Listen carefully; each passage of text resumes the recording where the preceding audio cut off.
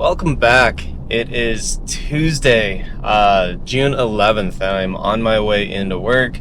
Had to actually go and get my driver's license updated this morning, so a bit of a different background as I'm driving. And just one of those things, I guess. Took a little bit of time, and thankfully had the flexibility to be able to do this through work. So yeah, got there when it opened. It was probably one of the best experiences I've had in the DMV, DDS, whatever you want to call them, right? Like, going and getting your license renewed is always known as a challenge. You go and wait, and nothing is moving fast or efficient, at least. And today, shoot, I was in the first 10 people called, and it went well. It went fast, so it was nice. We'll see how the picture turns out.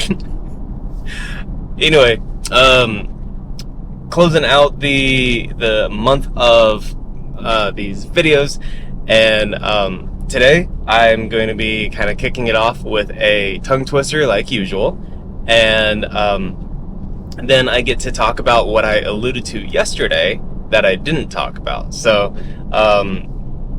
yeah, that's going to be fun. Let's see, the tongue twister for today, pulling it up here, I've got this here. So okay, so this one is designed to really focus on the CKs and the CRs as far as the sound coming out, right?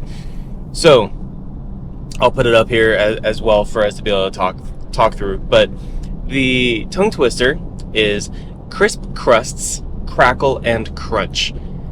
Crisp crusts, crackle and crunch. Not too bad. Short, quick. Say it with me. Crisp crusts, crackle and crunch. Makes me think of a cereal for some reason. Crisp crusts, crackle and crunch. Cool. Nice, warm, articulating, being clear. So yeah, we'll go with that.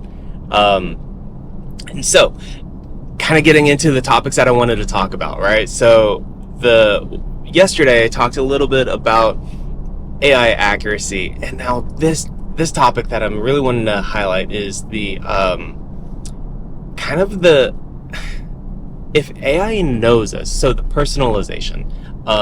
Since yesterday, the Apple's Worldwide Developer Conference was hosted, and there Apple identified or announced their version of AI, which I love the branding of this. It is Apple Intelligence, not artificial intelligence. It's Apple Intelligence, and it just makes me laugh about that. But so here's the thing: there's gonna be a lot more coming out about this because it's still in beta mode, and I don't even have all the details about it. But it's going to be supercharging Siri, so that way you can just ask her to do things, and she can search things within your phone and use multiple apps at once. Which, if you haven't tried that, that's not something that she's good at doing today. She can set an alarm. She can tell you what the weather is at, or what time it is if you're not wanting to look at your watch or your phone. Now, apparently, she's going to be able to say, hey, or you can say, open up that podcast that my friend texted me, and so she'll be able to pull up your messages and then go into your music player, whether that's Apple Podcasts or Spotify or whatnot, and be able to play the podcast based off of whatever link was sent to you. So she's going to have that intelligence, which I think is actually pretty cool. The other thing that was mentioned was just kind of getting into the personalization aspect.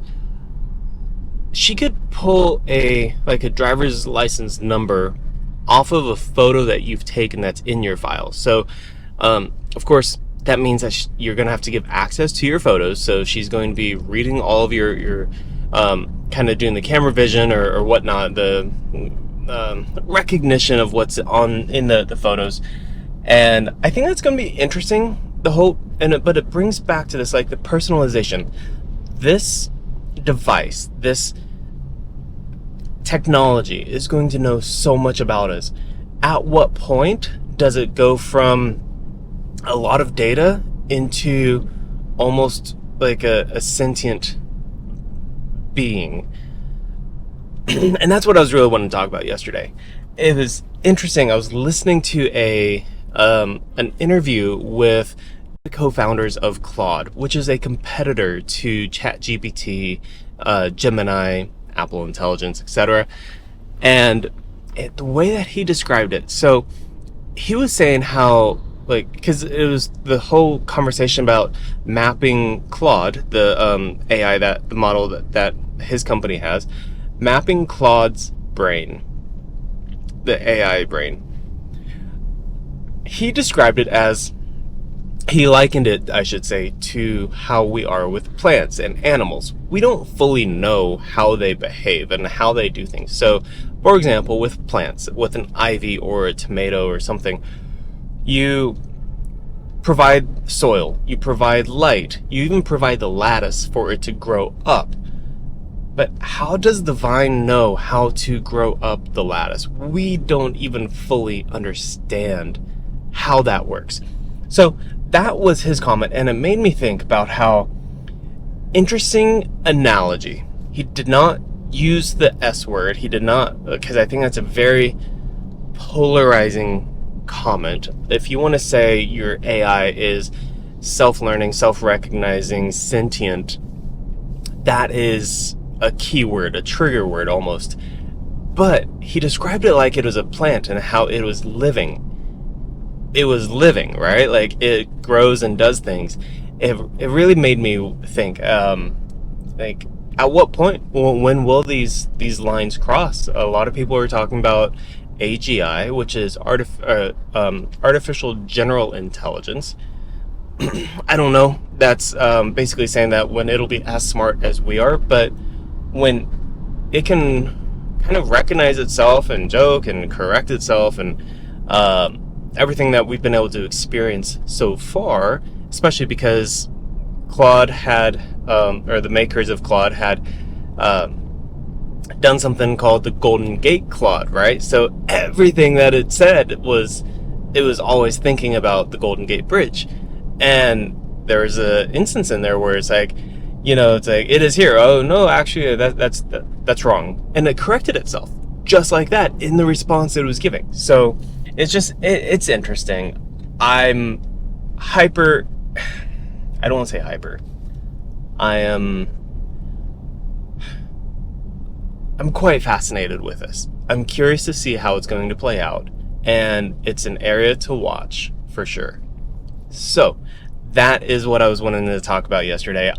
You can tell that if I would have gone into that, it would have taken way too long. So I wanted to give it its own space because I think that there's going to be a lot happening in this area specifically about AI, and is it living, right? Like, whose responsibility is it? How is it going to learn about me if it's not the platforms that are hosting it? If it is it, at what point does it take on a personality of its own and knowledge of myself? Just like how Apple was talking about, Siri will know you and it will be personalized AI. The whole personalized aspect is going to be an interesting area to watch. So keep that in mind, and we'll pick it up there, I guess, tomorrow or whatever else is going to be hitting us today. So have a great one, and I'll talk to you tomorrow. Peace.